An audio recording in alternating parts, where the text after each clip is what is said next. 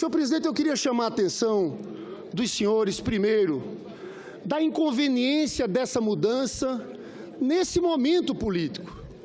A gente está vivendo uma grande recessão. Agora, esse mês, tivemos um crescimento de 0,2% do PIB, mas foi consumo. O investimento continua caindo. Nós chegamos a ter 21,5% do PIB em investimentos. Sabe quanto está agora? 15,5% apenas em investimento. E a gente sabe, esse ano, investimento público, que é outra questão, houve um corte de 48% em relação a 2016.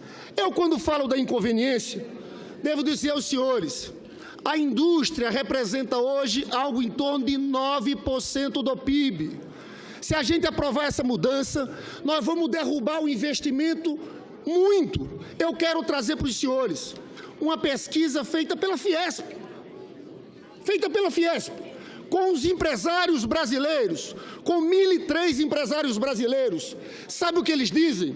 Dizem o seguinte, que se for aprovado esse projeto, vai haver suspensão de investimentos. 37% dos entrevistados disseram que iam reduzir investimentos em 40%.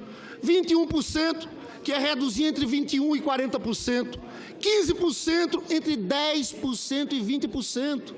Então, no primeiro momento, a aprovação da TLP e o fim da TJLP vai trazer incertezas, vai trazer redução de investimentos no futuro. E aqui, senhor presidente, por que vai trazer isso? Eu quero mostrar para os senhores aqui números. Se essa TLP estivesse valendo no último período, nos últimos 13 anos, o que teria acontecido? Ela teria, em 2/3 do tempo, ficado acima da Selic. Acima da Selic.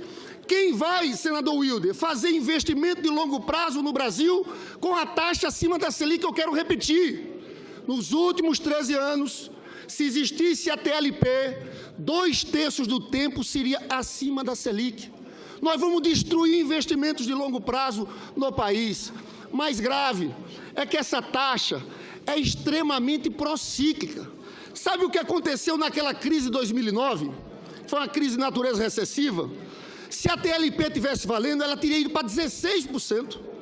No momento que tem crise econômica, a taxa de mercado joga lá para cima.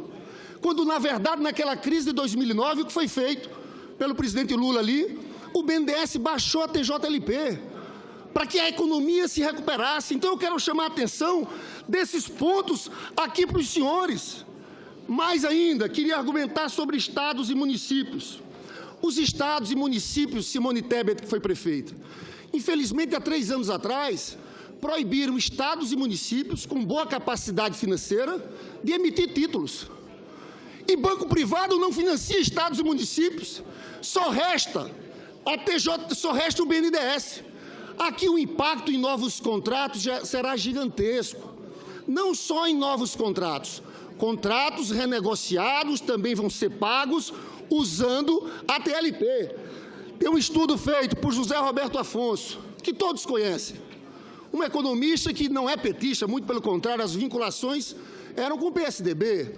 Uma pessoa extremamente respeitada nesse país, que fez um estudo sobre o impacto em estados e municípios. Ele que foi uma das pessoas que ajudaram a construir a lei de responsabilidade fiscal. O que diz Zé Roberto Afonso?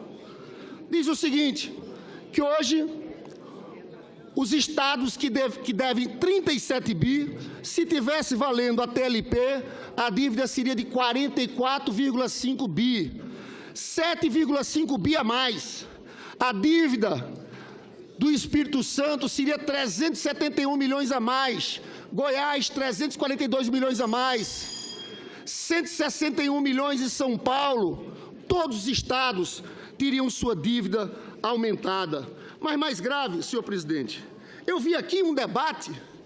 Alguns dizem, é preciso o fim da TJLP, porque a gente tem que aumentar a potência da política monetária.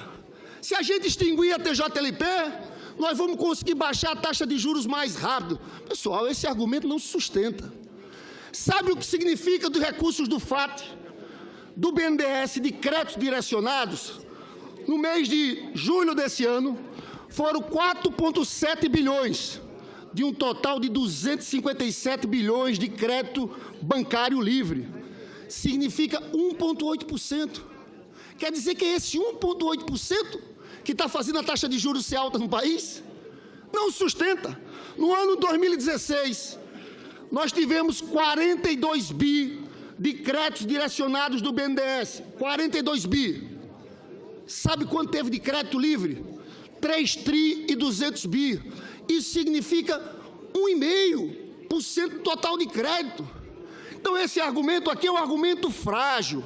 Eu chamo a atenção aqui para o pessoal que trabalha em cima da agropecuária, do setor imobiliário. Eu chamo a atenção do Nordeste, do Norte e da Amazônia, que tem seus fundos constitucionais. Eles começaram dizendo o seguinte: o problema é o crédito direcionado do BNDES. A gente acabando o crédito direcionado do BNDES, a gente vai ter possibilidade de baixar a taxa de juros lá à frente. Olha, isso é só o começo.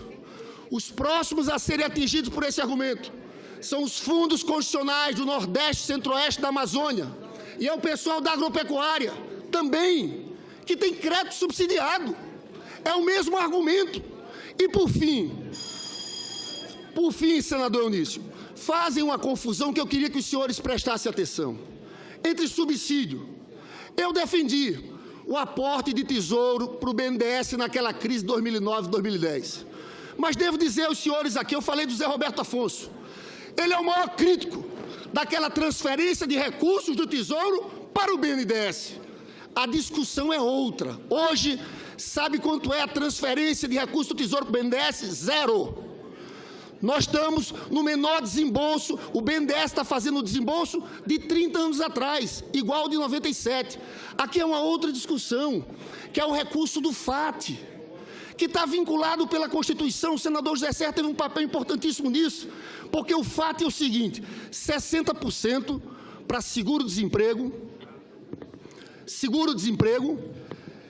e senador Serra, 60% do FAT é para seguro-desemprego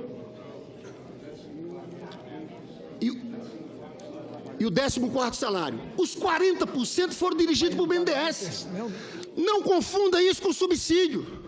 Não confunda isso com aquele aporte de recursos do Tesouro para o BNDES no outro período.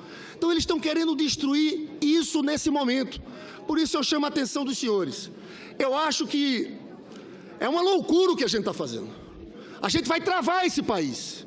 Se o objetivo é esse, nós estamos no caminho certo.